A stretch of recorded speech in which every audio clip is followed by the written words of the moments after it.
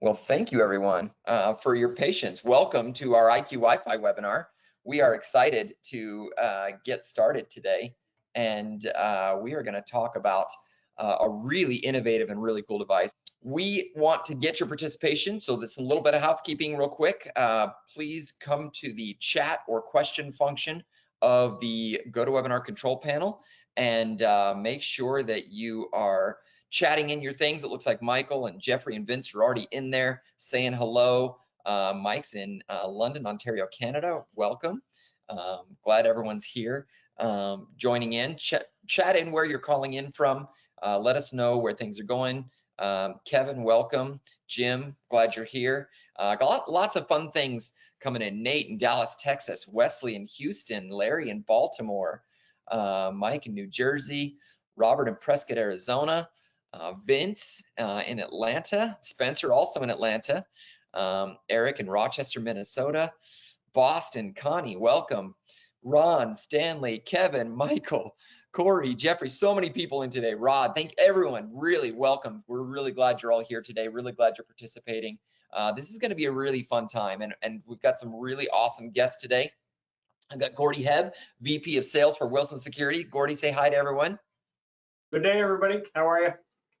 Glad that you're coming in, you're calling in today. And Bob Smith, VP of Operations for the Alliance Security Team. Welcome, Bob. Glad you're here. Thanks, Jeremy. Thanks, everybody, for attending. I think you're going to love it. Yeah, it's going to be a lot of fun. And then Nate Anderson, our Director of Emerging Markets for our Technical Account Management Team. Nate, glad you're jumping on with me too. You're kind of our resident IQ Wi-Fi expert, so thanks for taking the time with us today. Absolutely. Happy to be here. Yeah.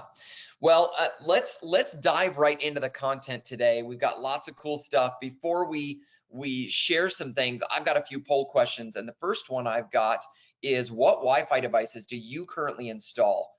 I want to know, are you currently installing video doorbells, indoor cameras, and choose all that apply here. Indoor cameras, outdoor cameras, the IQ remote secondary touch screens, or something else. And if there's something else, I'd love to hear what else you might be doing. Put that in the comments so we can get an idea of what kind of things, fall into that other category.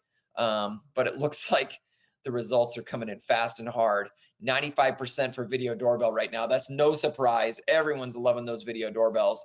Garage door openers, that's an obvious one. Thank you, Nate, Larry, and others for chiming in on that. Wesley as well. Garage door openers is a big one. I know that's one that was probably the first Wi-Fi device that I integrated into my own personal home security system before I got some cameras and doorbells and things like that. So 90% are saying indoor cameras and 88% outdoor cameras. It doesn't surprise me. Cameras are awesome these days and people are loving them. Wesley also mentions Nest thermostats. That's another one in the other category. So that's awesome. There's a lot of really interesting Wi-Fi devices, and as we look at the Internet of Things, as we look at these new devices coming into the market, into our space, into the security space, we're seeing more and more of those leveraging Wi-Fi, and it's understandable. Wi-Fi is an awesome technology, and it's a free technology for developers to develop on. Thermostats, Michael mentions. Yeah, there's a lot of thermostats out there that are on Wi-Fi. You've got Ecobee, you've got Nest and others, and the goal, of course, is to provide a really great experience. My personal vote is to have something that works all together with the network, with the system, so you can have it all in one app, all on your touchscreen, things like that. So as we get more and more of these devices coming in from different categories, many of them are using protocols that aren't just simply a security radio frequency or Z-Wave. And as we expand that out, that's one of the beautiful things about IQ Panel, is that you can use so many different ones. And we got a lot of feedback from people. I'm going to go ahead and close the poll right now. Got a lot of feedback from people that Wi-Fi has been a challenge. So I'm curious to know, from your perspective, are you just using your the customer's network, or are you providing a Wi-Fi network solution to your customers? Are you yes, I'm providing something. Maybe it's an Eero or a Google Wi-Fi solution, or something, Ubiquity, etc. Or no, you're just leveraging the customer's Wi-Fi network and hoping that it's strong enough, fast enough, has the coverage, has the speed, etc. to do.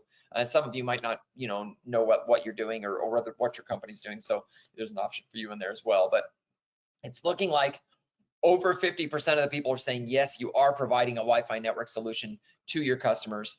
So, you know, hopefully that's working. Michael is mentioning that he lost audio. As everybody else can hear me okay?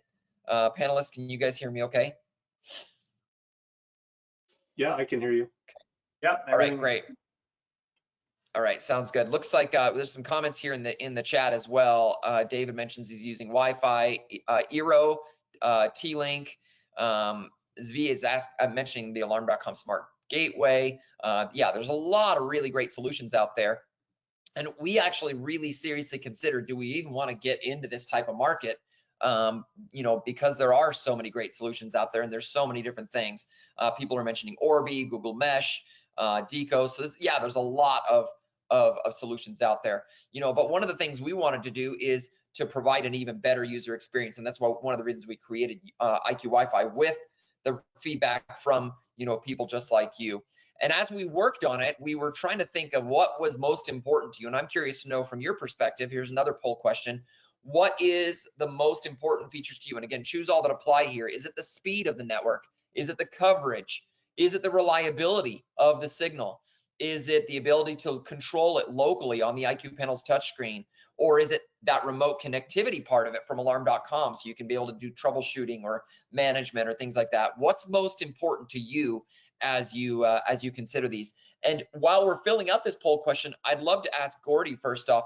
These are some of the things that you thought about as well. In fact, you've got a long history with you know, internet providing, right? So tell us about that. Really, it's if you're talking about the residential home market and providing internet or Wi-Fi coverage in general, you're to blame if Facebook doesn't work or their TV doesn't queue up or anything like that. So you need to make sure that you have the proper coverage and the proper wireless network speed, coverage, and reliability within that home. As things started to grow into the markets with video and cameras and you know, video doorbells specifically, we had to make sure that we got proper wireless network speed and coverage outside the home as well, which is another challenge. You know, all challenges that you could not foresee having when we were doing traditional alarm systems. You know, having the proper coverage and access points and wireless speeds is crucial, and being able to remotely troubleshoot that is also crucial.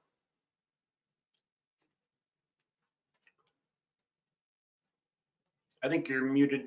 Yep, I am.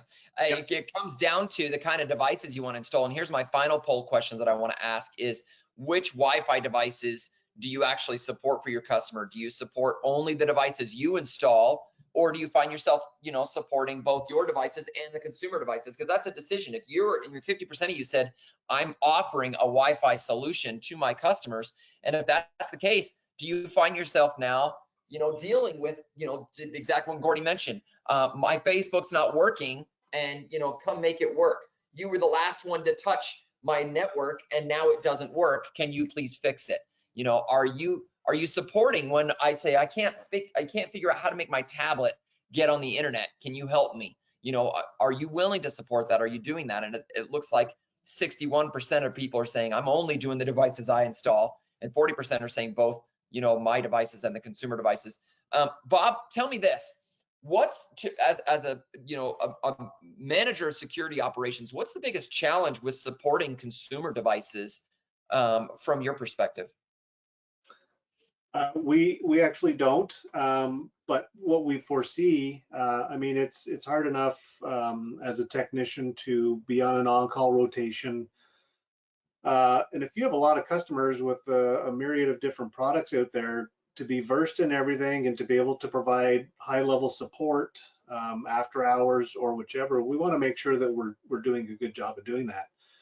So if we get ourselves into a position where, yeah, consumer grade product or TV or again, Facebook streaming, media, all of that sort of thing goes down, and we can't pinpoint the exact cause, you know, we're failing the customer, we're failing ourselves. So Yeah, and Craig has an interesting comment in the chat. He says, It doesn't matter if the customer thinks you touch the network, it becomes your responsibility.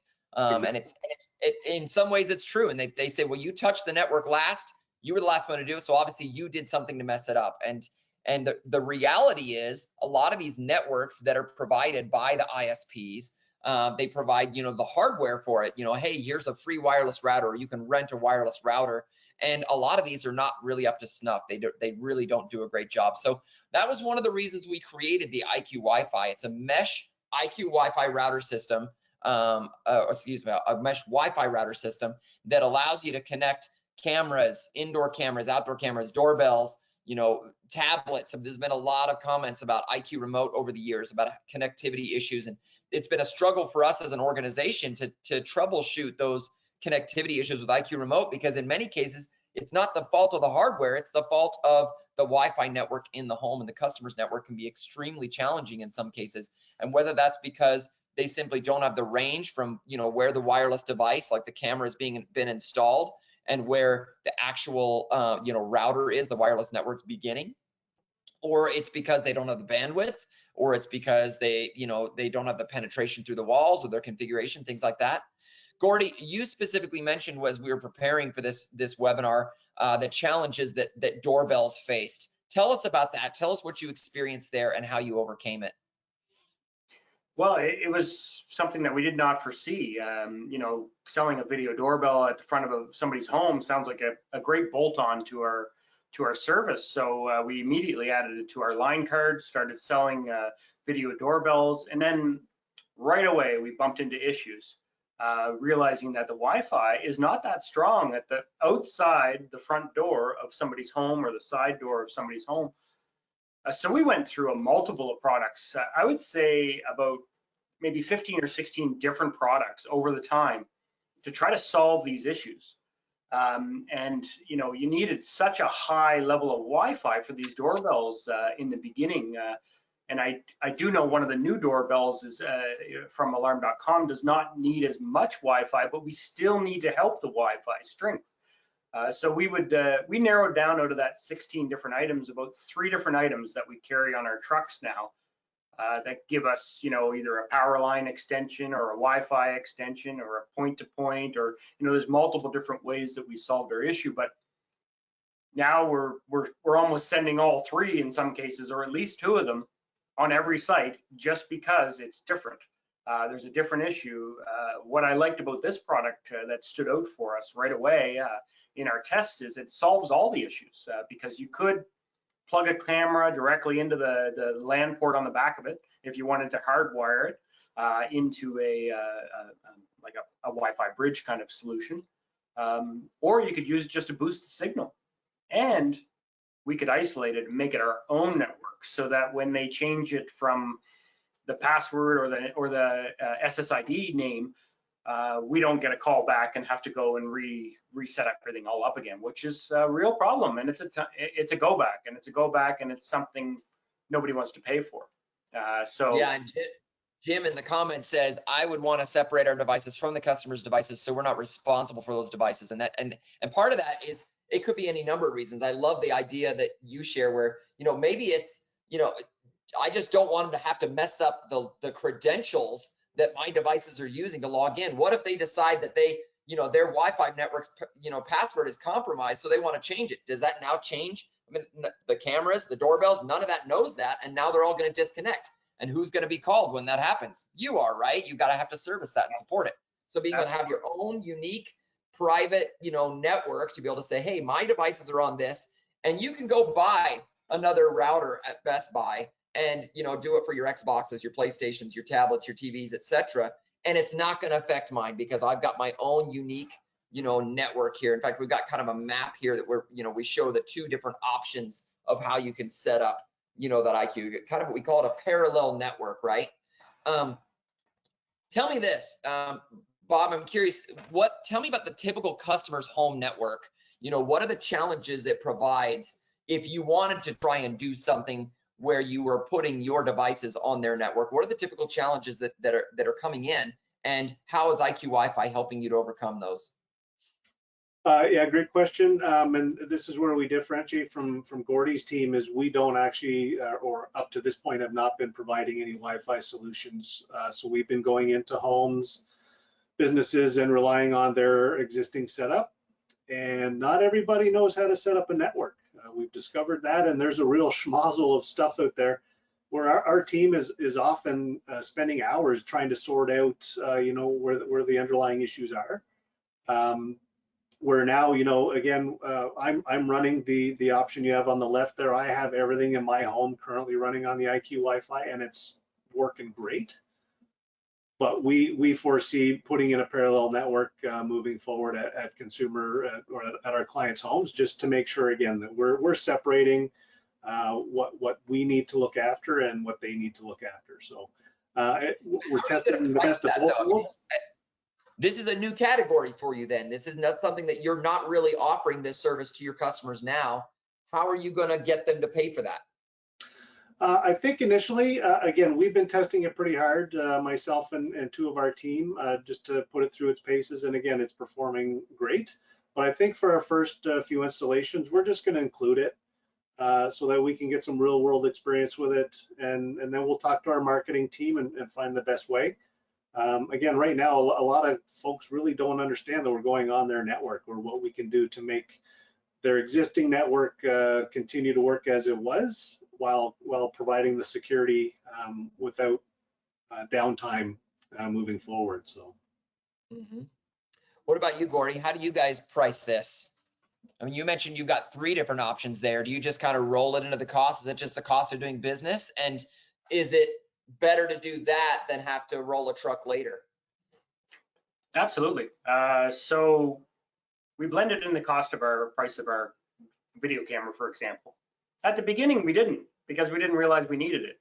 And then it became an extra cost. And every time a truck rolls back and forth, it costs more than this device could even think about costing. So, if we have to roll the truck back to that site again because we did not have one of these devices on it, we could buy a couple of these. So the way we look at it is, let's blend it into the pricing. Let's make sure we include it. And now, after we're done our full tests, this will be automatically on every job, and we're going to use it so that we can isolate the network. I'm excited about it because it checks off, 3 devices, so we have to buy 3 SKUs. But now we're going to have to be able to buy 1, and it's all being able to be controlled right from the same platform that we're using 90% of the time. So. Yeah, I appreciate that. Nate, tell us about the installation experience. I mean, is this easy to install? Is it harder to install? And what kind of things did you guys do as you were building IQ Wi-Fi to make that installation experience more intuitive and easy? Yeah, no, that's an interesting question. As you mentioned earlier, Jared, there's a lot of different options available, in the marketplace today. Really, what we wanted to do is we didn't want to necessarily replace any of those options that are on the market today, but we wanted to create a product that had a full featured list of primary features, including some of what our competitors already offer. But we wanted to, so some of those things are, it's expandable, it's a mesh network. You mentioned in the comments earlier, you can add up to 8 additional nodes, including the main node. So essentially you're having up to 7 agents is what we're calling them, for larger installs if needed. It's super easy to install. The main difference here though is it's purpose built, right? So it's really designed to be plug and play, meaning using a WPS function and the ability to actually pair it directly to the panel. You don't ever have to open up a laptop, for a typical install. So again, it's purpose built. We have the connectivity right on the IQ panel itself. So once it's paired, once IQ Wi-Fi is paired with the panel, you can then go in and you can edit things like SSIDs, you can update passwords, you can issue updates directly from that panel. So, call it our special sauce. In addition to that, we also have a feature. I'm not exactly sure how to, what we would call this, but essentially what's happening is we've got this hidden SSID or network name that's just broadcasting right out of the box. In a future release, we'll give you the option to turn that off if it's something that you don't like. But really what it's doing is it's designed so that any IQ product that you add to your SSID, your broadcasting SSID, your network name, it'll move everything over to this hidden SSID. So in the event that you do deploy this product, as a standalone network, if the customer goes in and changes a password, or, heaven forbid, they change the network name or SSID, it's not going to affect any of our devices, therefore preventing a truck roll or a phone call, that sort of thing. So we're really trying to give you as the technicians and our customers ultimately just a better experience, with this purpose-built product. It's fantastic. So we got some great questions in the chat right now, and probably more technical, so I want to make sure I address them to you. Joe's asking, can the IQ Wi-Fi function standalone without an IQ panel? And you kind of alluded to it a moment ago, but tell us about if you wanted to use it without an IQ panel. And I don't know why you'd never want an IQ panel. It's just silly to think that you wouldn't want an IQ panel. But if you were going to use it without an IQ panel, is it possible? No, that's a really great question, Jer. Actually, you can use this as a standalone network without an IQ panel, and we've actually had a couple people test that, during our soft launch process, and we've had a lot of good feedback. The benefit of having it paired with an IQ panel is you don't need to open up a laptop, you don't need to open up a computer and connect to it to do simple things like updating a SSID or a password. Yeah, the answer to that question is absolutely you can, but because it is purpose built, because we've got our little special sauce on there, we also want to make it well known that with our panel it's going to be a better user experience. Yeah, and that's one of the things I think we're really proud of, is that user experience right on the panel, not just for the installation process, but also for the regular day-to-day management of it. Tell us about that. What kind of functions can you do as an end user to be able to manage your network and maintain your network on a regular basis? Yeah, so I mean, with everything that we do here at Qualsys, now GCI, the bigger company, right? It actually gets better the longer that it's been in the marketplace. And what I mean by that is we actually have something here called Voice of the Customer. So any of your feedback, any of your customers' feedback that you supply to us, or your TAMs, tech support, we all take that into our product teams to hopefully implement some of those changes and features and benefits. We know with this product, to get it launched, there are some of those features and benefits that we weren't able to get out the door, on our initial soft launch. But one of those features and benefits that is coming in like a 1.1 release is the ability to actually log into the panel and turn off internet. So, hypothetically speaking, if your kids, you had this installed in an environment where you wanted to restrict, internet access to a tablet, just as an example, you could easily do that right from the panel. So there is a version of that. It's kind of hidden in a installer and a dealer menu at currently, but eventually we'll be able to bring that up to the surface and give your customers access to that information a little bit. And I love the ability you can have to just go in and just view, are my nodes, all the individual devices, working well? Like there's beautiful user interface right there that says, hey, this one's got great connectivity. You can tap on one and reboot just an individual node. You can reboot all the nodes. I mean, I heard someone say the other day that it's like 30 to 40% of all internet issues can be fixed with a simple reboot. And if you've got an easy way to do that, from the panel screen, the end user can do that for themselves without ever having to call you and make sure it's, if their camera's not working, their video doorbell's not working, maybe they just reboot the node that's nearby and voila, it's going to work again. So having the ability to see that information on the IQ panel screen and be able to have easy access to that, I think is a big game changer. Now, we talked about the ease of installation, and I'm curious to know, Bob, you mentioned how you guys have been testing this out. What was your installation experience like? Did you feel like this was an easier or harder than other Wi-Fi solutions you've used in the past? And how does the touchscreen on the IQ panel play into that experience? Again, it's dead simple. You know, you're given a QR code, or you can go through the process. Obviously, that was just on the video there. It's very intuitive. It walks you through it. Like there's really a couple minutes of setup, and then to add the nodes was just as simple. And so far I've been running these for a couple of months now. And so far, I've not had to go into the system to do a reboot. I've not had to do a power cycle or anything. They've 100% uptime. No complaints from the family, which I think is probably the biggest endorsement of the product. Yes, it is. So yeah, whether it takes me 2 minutes to install it, my family doesn't care. It's how long that actually stays up. But yeah, A+ for all of the process related to it so far. Excellent. Thank you very much. I've got a lot of questions in the chat here. We want to try and address these, and you guys, if you've got experience with these, chime in on the answers as well. So the first question is from Jordan. He says, is this a Wi-Fi 6 device? And this is not currently a Wi-Fi 6 device, but we are working on a sequel to the IQ Wi-Fi that will be Wi-Fi 6. So watch for that. Joe's asking, can devices be connected via Ethernet to a switch for things that are wired for access point locations?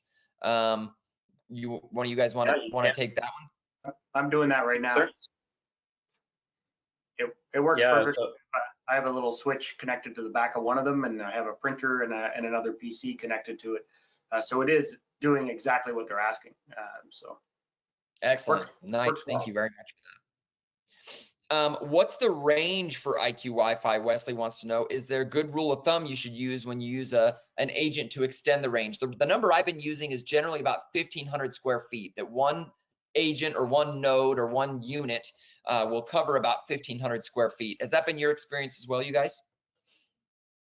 Absolutely. Probably the one would go even further in my opinion, but you know, when we're trying to get that outdoor camera on a garage that's detached, it's working.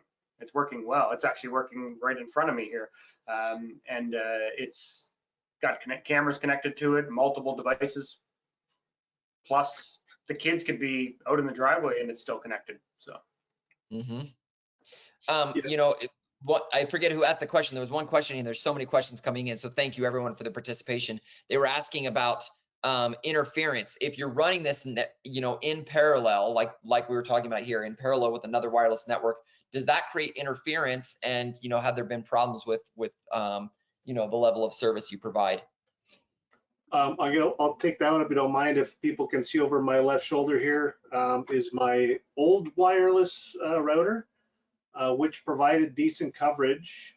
But I'm, again, working from home in my basement. The 4 antennas that are there, again, provided decent coverage, but doesn't come anywhere near what, now I put the 3 nodes up on my upper floor, and I've probably got 2 nodes too many for the size of my home, but I'm getting maximum coverage out to all the way to my backyard, my fire pit. Again, all of my devices are rock solid. I've had no interference issues between the 2 systems I'm running. That's great to hear. Great to hear. I actually had a previous wireless router system with an extra range extender, and you know, my personal coverage in my own home, when the pandemic hit, I was like, okay, I got to have my own little home office. And as I sat down in my home office, I kept having times where I'd have to turn off my camera. In fact, some of you guys were on some of those early webinars where I just couldn't get my camera working because I couldn't run my camera and audio at the same time. And so, you know, I asked the team immediately, hey, I know it's early, but can I get some of those IQ Wi-Fis in my home?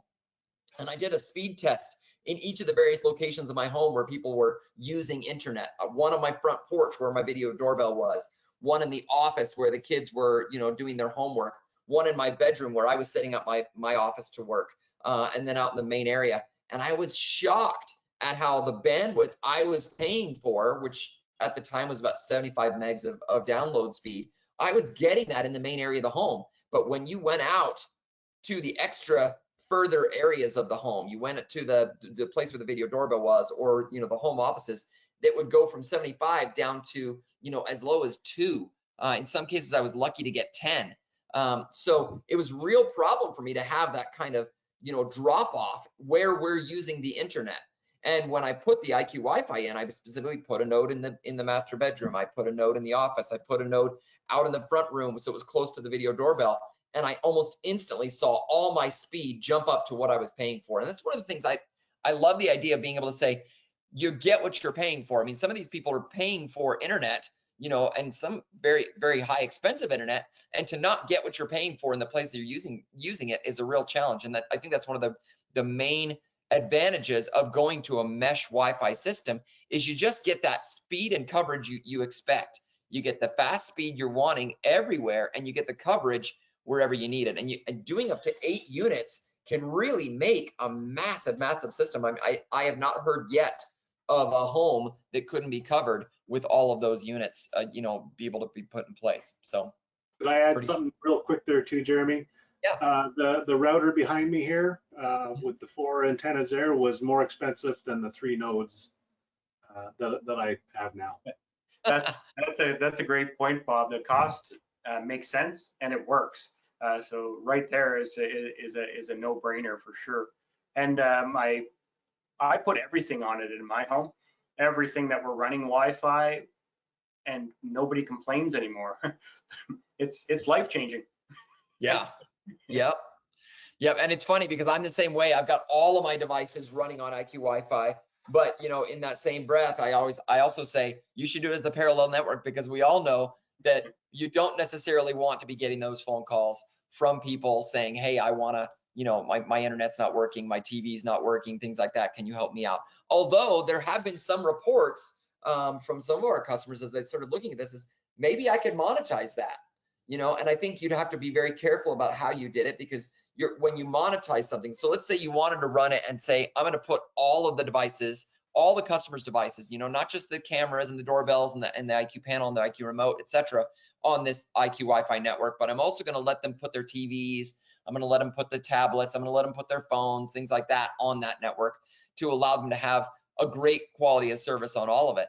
You know, to do that and to know that there's going to be questions. They're going to have all sorts of questions about, I need to, you know, pair a new device. My device won't connect. They're going to be calling you, and you have to ask yourself, what's the cost for that call? How do I structure that? Do I want to say I've got a 24/7 helpline available, or is it only during business hours that they can call and have their internet troubleshooting? You need to analyze that as a dealer trying to provide that service. You know, how much am I going to charge for that? Do I say, oh, you can only get, you know, Monday through Friday from 8 a.m. to, you know, 5 p.m. service for $5 a month, and if you want round the clock service, it's $10 a month, you know? Or do you need to do more than that? At what point do you say, well, you know what, I'm also able to roll trucks and it doesn't cost you anything extra because it's rolled into your cost? So all these things are things you're going to need to consider if you want to try and monetize that. But the beautiful thing is you have that ability, and very soon we'll also have the ability to do a lot of these things remotely. I think that's going to be a really, really big item, is to be able to have that remote connectivity and do everything that you can do locally on the panel, like rebooting a node, viewing the network, changing a network password, changing a network name, etc. Being able to see that information from your alarm.com toolkit, so you don't have to roll a truck and you can troubleshoot many, if not all of those items remotely, is going to be a real strong point for many people. And I think some people are enjoying some of that using the alarm.com solution that's there now, but of course there's no on-screen element of that as well. So there's some trade-offs currently, but we're looking forward to that. You know, Nate, I think it's one of our first or second software update for this that's going to allow us to have that remote connectivity, right? Yeah, no, absolutely. You'll have very much the same type of connectivity that you can expect from alarm.com with their what do they call it? Their smart bridge. gateway. Their smart gateway. Thank you. Yeah. So yeah, we're working hand in hand with alarm.com, and you know, they're even loving the capability of that mesh. Yeah. The And mesh it's a great network. product. It's been around for a few years now, and I think it's solved a lot of problems. And we're just trying to say, okay, let's see if we can take it to the next level. Got some other technical questions here, and anybody chime in if you know it. How many SSIDs does the IQ Wi-Fi support? I actually don't know the answer to this one, Eric. I'm curious to know myself. I tried to look it up because I thought this would be like a great spec for marketing, like supports up to this many devices, but I don't know that there's a limit, is there? Well, so out of the box, the device actually ships with 4 broadcasting SSIDs, right? So it's got the 2.4, the 5 gigahertz, and then it's got a 2.4 and a 5 gigahertz that are hidden, right? And then you do have the option to enable what we call a guest network. So you could have up to, what is that, 6 SSIDs right out of the box pretty easily. Yeah, and I was thinking how many devices, but you're right. His question was how many different networks can I create? So you can have 2.4, 5 gigahertz. You can have hidden networks, guest networks. And then of course there's that network you mentioned where it can automatically connect to the IQ panel and IQ remote and keep those connected well. So a lot. So the other question was the number of devices that can connect to this Yeah, network? that was what I think he was asking, but that's not what he's asking. And to my knowledge, there's not really a limit on the number of devices you can add into it, right? Well, out of the box, it does. So DHCP server supports up to 150 DHCP addresses, right? So you could go in if you knew your way around the network through a web interface and change that. But yeah, so out of the box, 150 devices. Okay, thank you. Craig wants to know, does this use separate wireless band for backhaul between additional units, tri-band, or is it only dual band? So this unit's actually dual band, you know, with obviously the option to use that Ethernet backhaul. Yeah. Good question. Good questions. And I should probably mention there's actually an IQ Wi-Fi workshop that the team did before, a technical workshop, and I believe tomorrow's technical workshop, we're starting season 2 of our technical workshops back up, and I believe the subject is IQ Wi-Fi. So if you're not already subscribed to that, you should definitely get and join. In fact, I'll see if I can find the link for that and put it in the chat so you can join those technical workshops. Really good, informative, short, quick hitting, helping you understand how to install, how to troubleshoot, things like that. Not meant to be a big long webinar with, you know, full of detail, but meant more instead to just really just give you some technical, tactical knowledge that'll help your technicians. So get all your technicians and your people on it. Let's see what, there's so many questions here. I'm trying to find them all. What's the max speed the mesh network can support? David wants to know.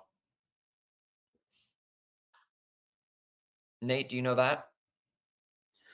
I'm sorry, I'm reading some of these questions too. What was your question? David wants to know what's the max speed the mesh network can support.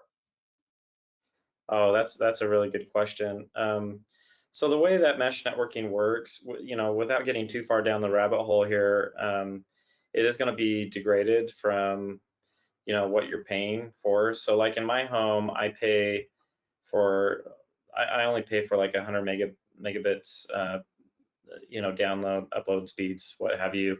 It actually supports all of my usage. It's probably likely supporting the same usage that you're paying for too, Jared. But you know, on occasion, it does have gigabit Ethernet ports built into the unit, and depending on how you have that configured, whether it's a wireless mesh or you're actually utilizing the Ethernet mesh backhaul, could ultimately determine, you know, your throughputs speeds. You know, so if you're paying for like a gig, just as an example, and you're using all wireless mesh capabilities with the product, you likely won't see, you know, up to a gig.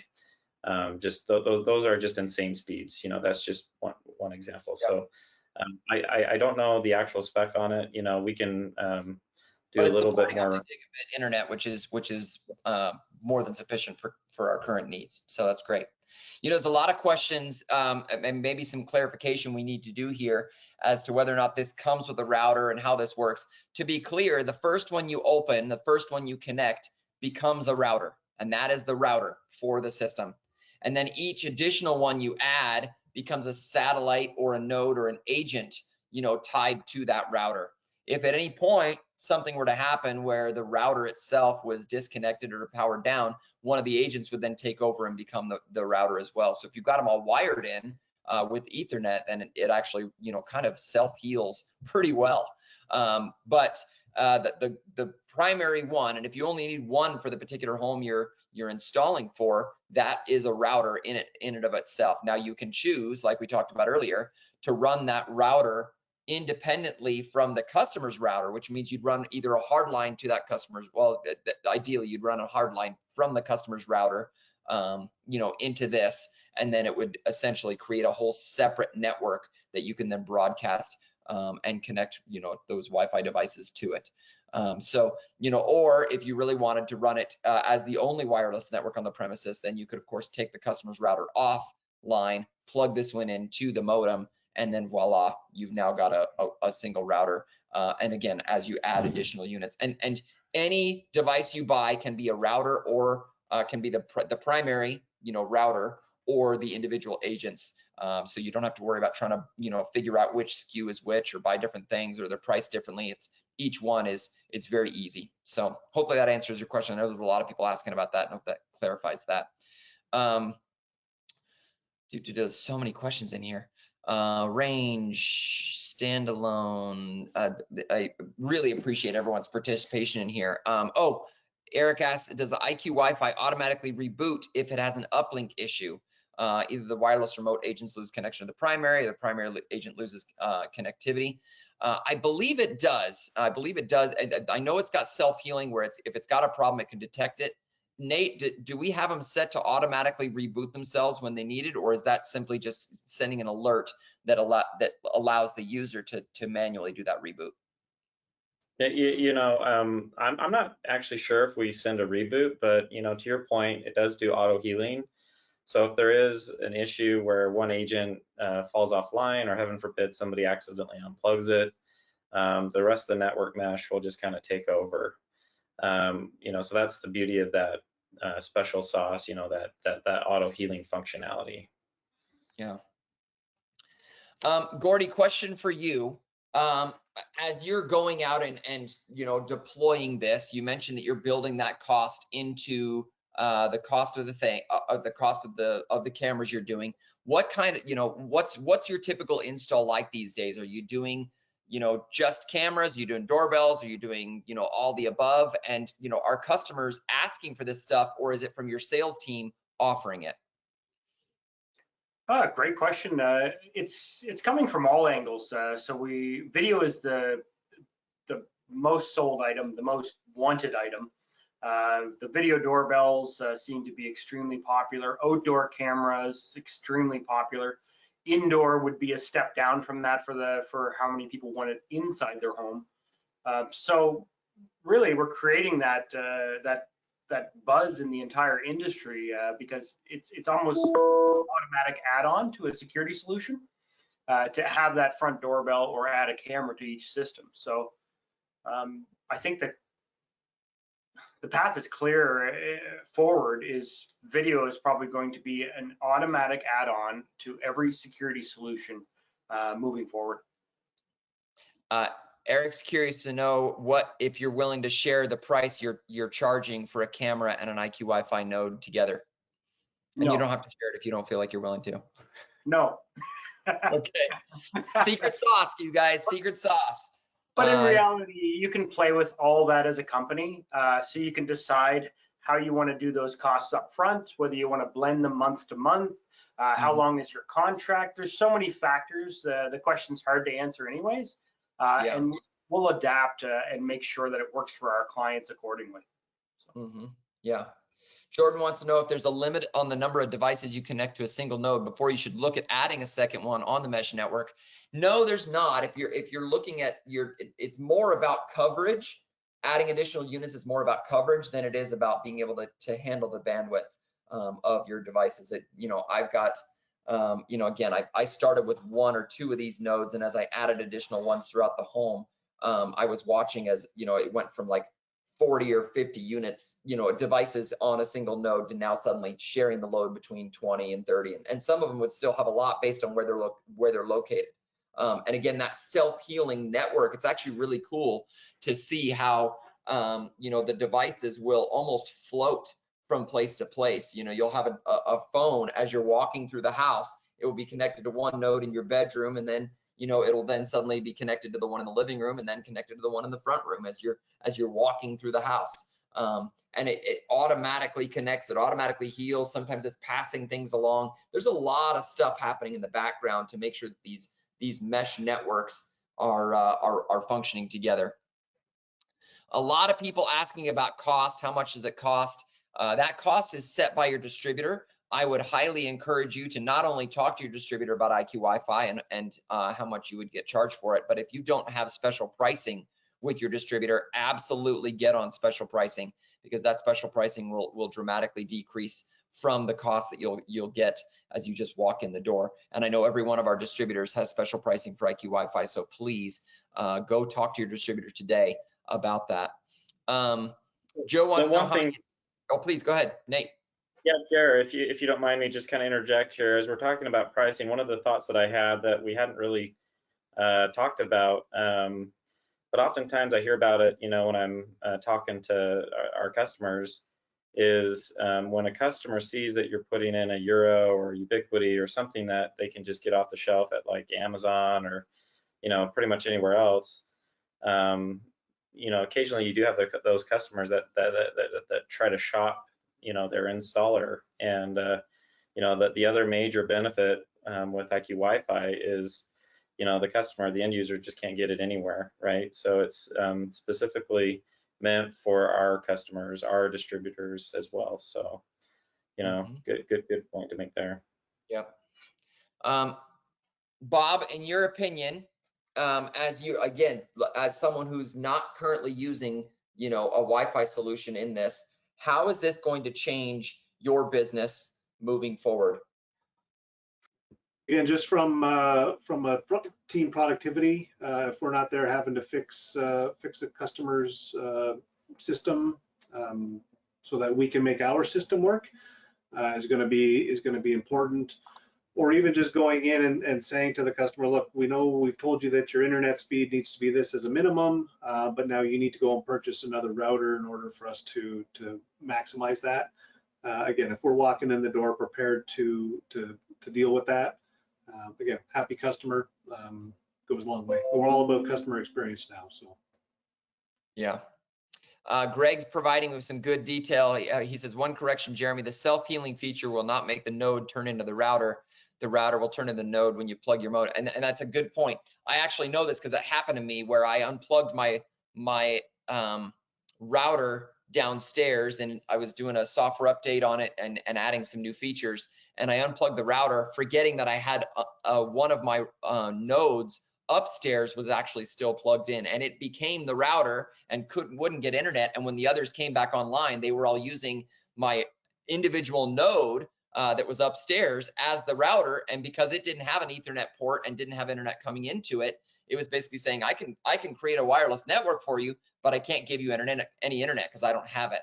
And I wasn't able to undo that until I unplugged that one, which caused it to then go back default to the other one. So it is a little tricky thing to make sure that you're doing it the right way. And again, that part of that is that learning process where your team, and I'm not saying every single technician you have needs to become a Wi-Fi expert, but it is becoming more and more important that they have at least a cursory knowledge of how wireless networks work, how Wi-Fi works, how mesh networks operate and things like that. So again, if they're not participating in the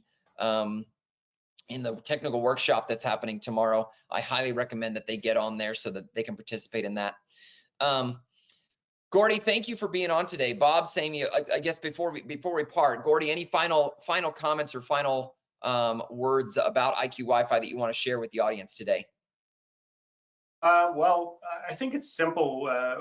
I've tested a ton of things over the years. I've been at this for 25 plus years, and I put this in. I was asked to beta test it a couple months ago. I've since unhooked all the other devices, all the access points in my home, all my cameras that were Wi-Fi, every device that I have in the home, including the kids' gaming computers and different things like that, are all flowing through the device. And it works. Nobody complains. And all I was getting was complaining before, because when the family went into COVID and people had to work from home and the kids had to do their schoolwork from home, everybody was trying to get the same bandwidth, and this solved all those issues for me at a crucial time. Thanks for allowing me to beta test it, and I'm happy to give my feedback if anybody wants to reach out to me at any time.